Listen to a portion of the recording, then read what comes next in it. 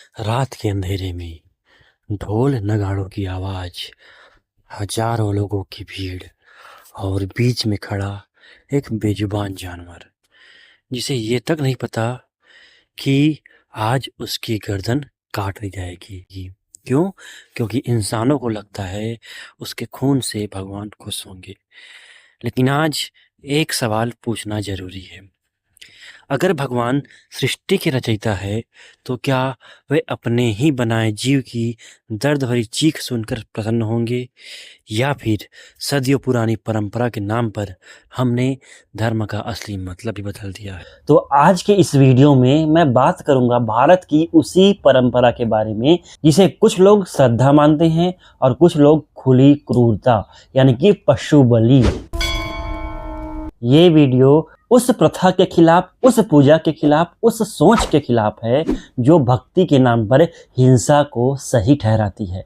यार, हमारे हिंदू सनातन धर्म की अजीब विडंबना है। एक और हमारे शास्त्रों में जीव रक्षा, जीवों की सहायता करना, अपने से कमज़ोर की सहायता करना, गौ को माता मानना, बेजुबान जानवरों की रक्षा करना, ये सब पढ़ते हैं, ये सब सिखाया जाता है। वहीं दूसरी ओर शाक्त समुदाय और शैव समुदाय के लोग पशु बलि देकर के माता को प्रसन्न करते हैं। क्या सच में पशु बलि उचित है या अनुचित है? क्या वेदों में पशु बलि का प्रावधान है या नहीं है? और इसके अलावा मैं एक जर्मन शेफर्ड कुत्ते जो हमारे सनातन धर्म पर आकर के सवाल उठाता है उसको भी जवाब दूंगा। अब वो जर्मन शेफर्ड कौन है आपको आगे वीडियो में पता चलेगा। उसको जानने के लिए वीडियो में लास्ट तक बने रहें।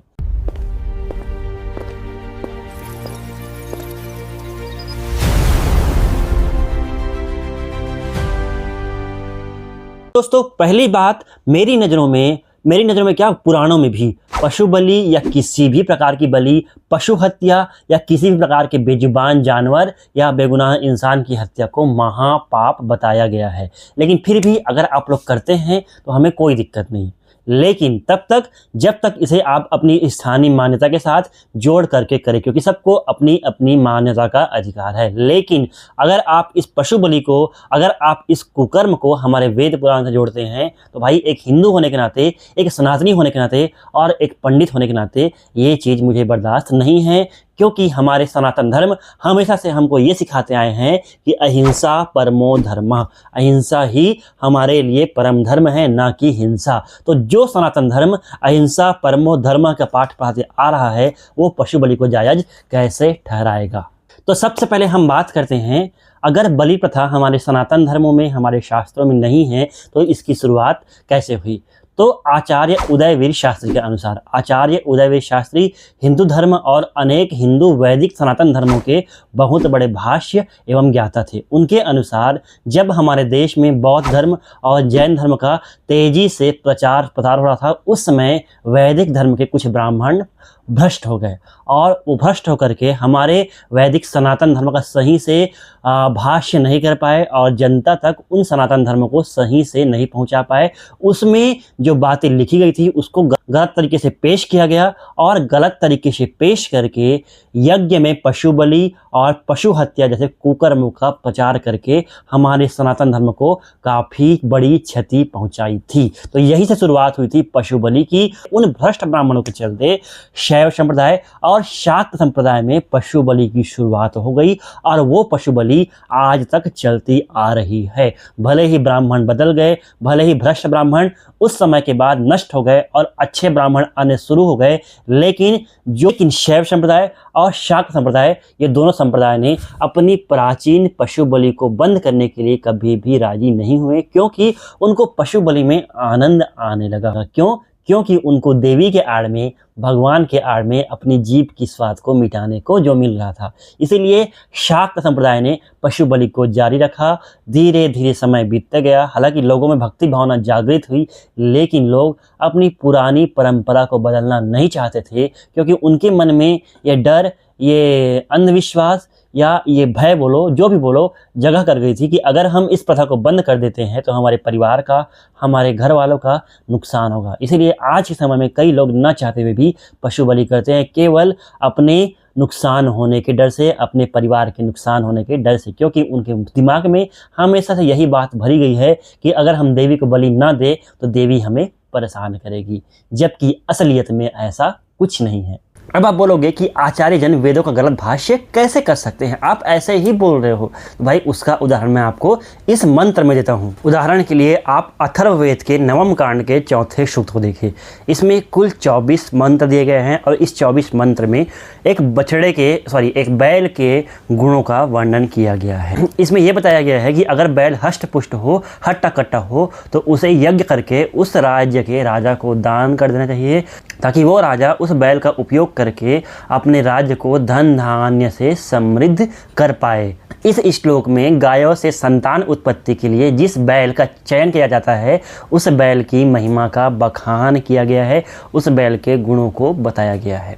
इसमें यह बताया गया है कि अगर किसी के घर में एक हट्टा कट्टा बैल पैदा हो, उसे यज्ञ करके राजा को दान कर देना चाहिए, क्योंकि राजा के राज्य में अगर वो बैल रहेगा और उससे गायों को संतान की उत्पत्ति होगी, तो संतान हट्टा कट्टा हष्ट पुष्ट होगा और राज्य में धन धान्य और दूध की वृद्धि होगी, कमी नहीं होगी। ये असल बात थी अथर्ववेद के इस श्लोक का अर्थ। लेकिन अब बताता हूँ कि आचार्य सायन जी ने इसको कैसे भाष्य किया और कैसे इस अर्थ का अनर्थ किया। पहले ये श्लोक देखिए और इसमें ये लिखा गया है पिता वत्स्यानाम पतिर अग्नियानाम। अब यहाँ अग्नियानाम, इसका अर्थ होता है हिंदी में ना मानने योग्य, यानी कि वो पिता जो हष्ट पुष्ट बच्चे को जन्म देते हैं वो मारने योग्य नहीं है। इसके आगे जो श्लोक है उसमें तंत मातान शब्द आया है। तंत मातान का अर्थ होता है संतान रूपी तंतु को जो आगे बढ़ा सके, जिससे प्रजा के घर में धन धान्य भरी रहे, दूध दही की कमी ना हो। अब मैंने आपको 2 पर्टिकुलर शब्दों के अर्थ इसलिए बताए क्योंकि आचार्य सायन जी ने अपने भाष्य में इनका कैसे अनर्थ किया है वो भी दिखा सकूं। पहला है अग्नियानाम, यानी कि अग्नियानाम का मतलब होता है संतान को उत्पत्ति करने वाले, और तंत मातान का अर्थ होता है संतान रूपी तंतु को आगे बढ़ाने वाला, यानी कि वंश को आगे बढ़ाने वाला। अब देखिए हमारे आचार्य सायन जी के दिमाग का विकराल रूप बोलो, बेवकूफ़ी बोलो, जो भी बोलो, इनके अनुसार जो बैल हष्ट पुष्ट हट्टा कट्टा होता है, उनको यज्ञ करने के पश्चात उनको टुकड़े टुकड़े काट करके अलग अलग देवताओं को चढ़ाया जाना चाहिए। दूसरे श्लोक में आचार्य सायन बैल के गुणों का वर्णन करते हैं और बताते हैं कि उसके किस किस अंग को काट काट कर किस किस देवता को देना चाहिए, जबकि असली अथर्ववेद में काटने मारने पीटने की बात कहीं हुई ही नहीं थी। और तो और ये मूर्ख आचार्य जन ये सोचना भी भूल गए कि अगर हम किसी बैल को काट करके मार करके देवताओं को चढ़ा देंगे तो उस बैल से दूसरे गायों की संतान उत्पत्ति कैसे होगी और उस बैल से देश का राज्य का भला कैसे होगा। उसके अलावा एक और प्रसिद्ध ग्रंथ है जिसका नाम है शतपथ ब्राह्मण। एक प्राचीन और पुराना शास्त्र है जिसमें एक वाक्य आता है माँ हिंसा सर्वभूतानि, यानी कि किसी भी प्रकार की जीव का हिंसा करना महापाप है। और कई वेद और पुराण हैं जो पशु बलि का निषेध करते हैं, जैसे कि मीमांसा शास्त्र। इसमें भी एक बात लिखा गया है कि यज्ञ में सिर्फ पशुओं के दान मात्र का विधान है, ना कि बलि का। पूजा में सिर्फ पशुओं के दान मात्र का विधान है, न कि बलि का। और ये सब मैं ऐसे नहीं बोल रहा हूँ, आप मीमांसा शास्त्र, शतपथ ब्राह्मण, ये सब जो पुराण है ग्रंथ है उसको आप खोल करके देख सकते हैं। अब आप बोलोगे आप ऐसे ऐसे ग्रंथ के नाम बता रहे हो जिसके बारे में हमने सुना भी नहीं। तो भाइयों अब मैं आपको बताता हूँ एक ऐसे ग्रंथ का नाम जिसके बारे में आप सदियों से सुनते आ रहे हो, ऋग्वेद और यजुर्वेद। ये जो 2 प्राचीन वेद है और हमारी सनातन धर्म के जो 4 मुख्य वेद है उसमें ये 2 सबसे बड़े वेद है, उसमें भी पशु बलि को वर्जित किया गया है। तो ऋग्वेद और यजुर्वेद के श्लोकों में एक शब्द बार बार आपको देखने को मिलेगा, वो है अध्वर। अध्वर शब्द के बारे में महर्षि शाल्क जो बहुत बड़े ज्ञानी थे, वेदों के निर्माता थे, उन्होंने इसका अर्थ बताया था हिंसा, यानी कि ध्वर। ध्वर शब्द का मतलब होता है हिंसा और ऋग्वेद में बार बार वर्णन आया है अध्वर्व अध्वर अध्वर, यानी कि ध्वर और यानी कि अहिंसा। ध्वर हिंसा, अध्वर अहिंसा। जैसे हिंसा का अहिंसा वैसे ध्वर का अध्वर। इसीलिए हमारे ऋग्वेद में भी कई बार कई जगह पर अहिंसा शब्द का प्रयोग किया गया है कि पूजा पाठ में, वेदों में, यज्ञों में, सभी प्रकार के हवनों में अहिंसा विधि से पूजा की जाती है, ना कि हिंसक विधि से। अगर हमारे शास्त्रों को पशु बलि को सही ठहराना होता तो ये लोग ये बात बोल सकते थे कि यज्ञों में पशु के मांस का चढ़ावा चढ़ता है, वेदों पूजाओं में पशु के मांस का चढ़ावा चढ़ता है, माता को पशु की मांस की चढ़ावा चढ़ाई जाती है, या भगवान श्री कृष्ण को राम को, शिव जी को पशु बलि यानी कि पशु का मांस चढ़ाया जा सकता है, ऐसा हमारे वेदों में लिखा होता।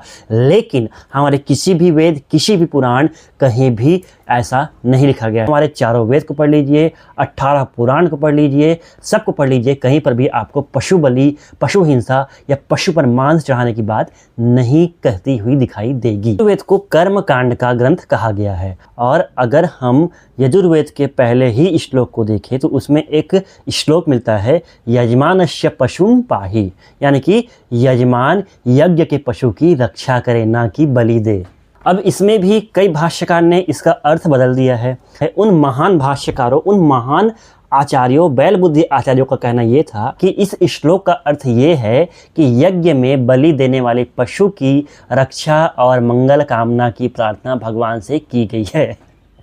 यार मतलब ये वही बात हुई कि मैं आपको मारने वाला हूँ, आपकी जान लेने वाला हूँ और आपकी रक्षा और मंगल कामना भगवान से कर रहा हूँ। अगर मेरे को किसी पशु की रक्षा करनी है, पशु की मंगल कामना करनी है, तो मैं भगवान से प्रार्थना क्यों करूँगा, मैं खुद रक्षा क्यों ना करूँ।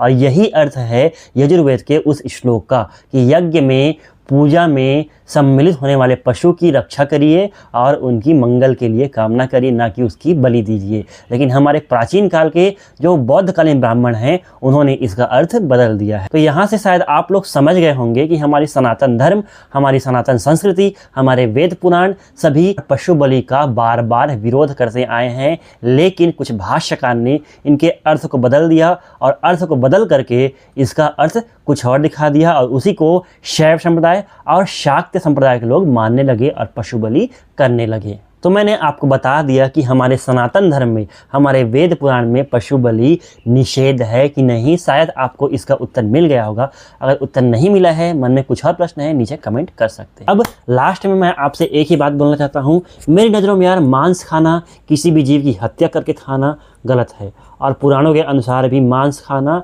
और मांस का भक्षण करना महापाप है। लेकिन फिर भी अगर आप मांस खाना चाहते हो तो खाइए, आप खा सकते हैं, हमें कोई दिक्कत नहीं है। आप खाइए मांस को, लेकिन अपनी व्यक्तिगत रुचि पर। ये बोलकर खाइए कि हमें मांस खाना पसंद है, न कि देवी माता को चढ़ाकर खाएंगे या देवता को चढ़ाकर खाएंगे। ऐसा करना बंद करिए। ऐसा करना सरासर पाप की श्रेणी में आता है। अगर आप अपनी व्यक्तिगत रुचि से मांस खाते हैं तो पाप होगा, लेकिन महापाप की श्रेणी में नहीं आएगा। लेकिन अगर आप उस मांस को देवी या देवता से जोड़कर खाते हैं तो ये महापाप की श्रेणी में आएगा। तो प्लीज़ देवी देवता के नाम पर मांस का भक्षण करना बंद करिए। मेरे कहने पर मांस खाना ही बंद करिए। किसी जीव की हत्या करके अपना पेट भरना हो, भाई ऐसा पेट मत भरिए, भूखा मर जाइए इससे अच्छा। ठीक है, चलिए मिलते हैं नेक्स्ट वीडियो में। तब तक के लिए tata bye bye, goodbye. ये वीडियो आपको कैसा लगा, आप वेज खाते हो, नॉन वेज खाते हो, नीचे कमेंट करके बताइए। मिलते हैं नेक्स्ट वीडियो में, तब तक के लिए tata bye bye, goodbye. ये वीडियो थोड़ा सीरियस हो गया, नेक्स्ट वीडियो में मिलते हैं कॉमेडी के साथ।